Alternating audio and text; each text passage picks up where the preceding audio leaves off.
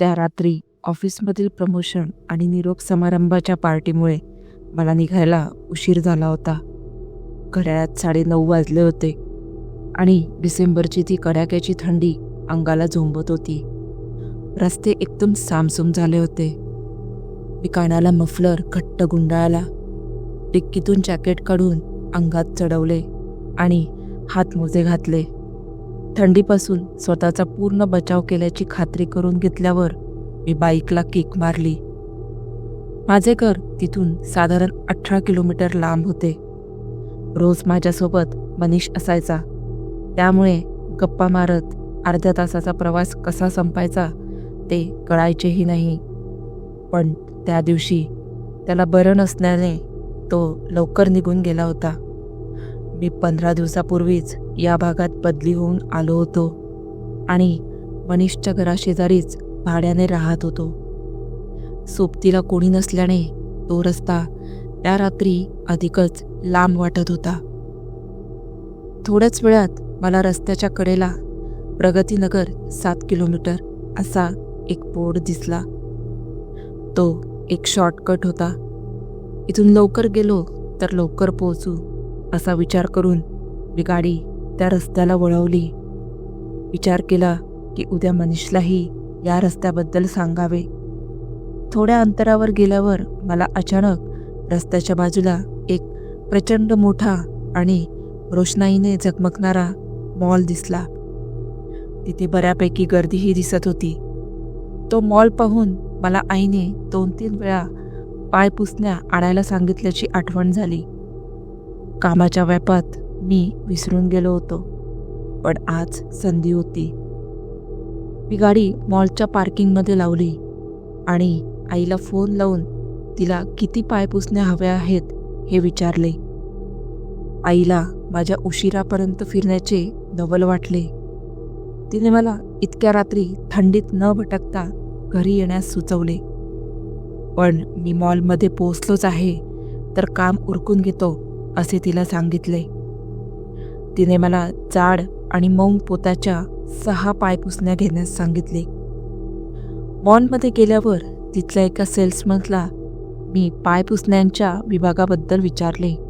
त्याचा आवाज विलक्षण घोगरा आणि अस्वस्थ करणारा होता. त्याचे दिसणेही काहीसे विचित्र होते, पण कामाच्या थकव्यामुळे असावा असे समजून मी दुर्लक्ष केले. रॅकमध्ये वेगवेगळ्या कलरच्या पायपुसण्या होत्या.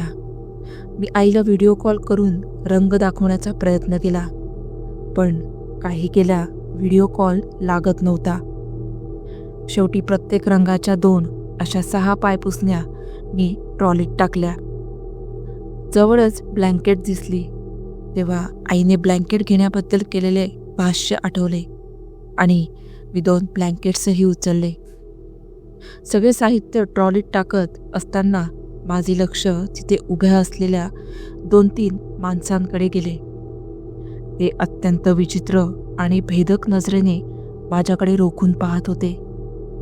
मी दचकलो आणि आजूबाजूला पाहिले तर मघाशी दिसणारी गर्दी जणू हवेत विरघळली होती. पूर्ण मॉल सामसूम झाला होता. मी घाबरून ट्रॉली ढकलत काउंटरच्या दिशेने धाव घेतली. तिथे काउंटरवर जी 2 माणसे उभी होती त्यांचे चेहरे पांढरे फटक पडलेले आणि सुजलेले होते.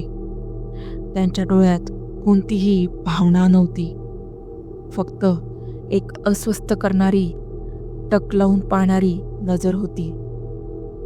हळूहळू तिथले वातावरण बर्फासारखे गार होऊ लागले आणि मॉलमध्ये धुक्यासारखा धूर पसरू लागला. भयाने माझ्या अंगाला थरथरून घाम फुटला. मी ती ट्रॉली तिथेच सोडून दरवाजाच्या दिशेने धाव घेतली. माझ्या पाठीमागून थांब, जाऊ नकोस, आमच्यासोबतच राहा असे अनेक घोगरे आवाज एकाच वेळी येऊ लागले. ते आवाज ऐकून माझे पाय लटलटू लागले. मी दारापर्यंत पोहोचलो, पण काचेचे ते मोठे दरवाजे बंद होते. बाहेर उभा असलेला सिक्युरिटी गार्डसुद्धा मदतीऐवजी माझ्याकडे त्याच निर्विकार नजरेने पाहत होता. मी वेड्यासारखा दरवाजा बडवू लागलो, ओरडू लागलो. घसा कोरडा पडला होता. इतक्यात माझ्या खांद्यावर एक अत्यंत थंडगार बर्फासारखा हात पडला. मी मागे वळून पाहिले तर तोच पांढरा फटक पडलेला माणूस माझ्या अगदी जवळ उभा होता. तो आणि इतर लोक हळूहळू माझ्या दिशेने सरकत होते. मी रडू लागलो, गयावया करू लागलो आणि अचानक माझ्या मोबाईलची रिंग वाजली. त्या आवाजाने जणू एखादे स्वप्न भंगावे तसा मी भानावर आलो.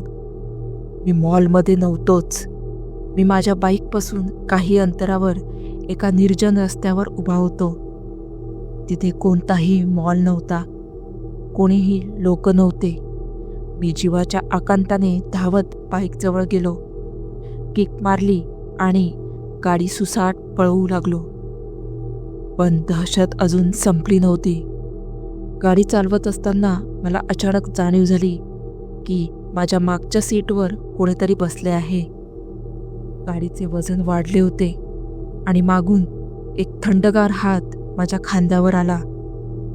माझ्या कानाजवळ तोच घोगरा आवाज कुजबुजला, आमच्यासोबत चल. भीतीने माझा ताबा सुटणार इतक्यात पुन्हा फोनची रिंग वाजली आणि मागचे ओझे गायब झाले. मला समजले की हा फोनच माझे रक्षण करत आहे. तो फोन आईचा होता. मी फोन उचलला आणि आईला सांगितले की काहीही विचारू नकोस, मी घरी येईपर्यंत फक्त माझ्याशी बोलत राहा. मी फोन हेल्मेटमध्ये दाबून धरला. आई फोनवर तिचे दिवसभराचे अनुभव सांगत राहिली आणि तिचा आवाज ऐकत मी पुढच्या 10 मिनिटात सुखरूप घरी पोहोचलो. घरात शिरल्यावर मी देवाचे आभार मानले.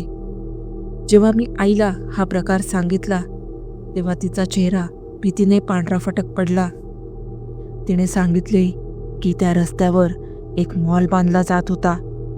अचानक तो कोसळला आणि त्यात अनेक मजुरांचा मृत्यू झाला.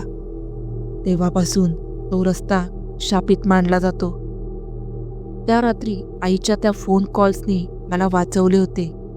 आजही त्या रस्त्याची आठवण आली की माझ्या अंगावर सरकत काटा उभा राहतो.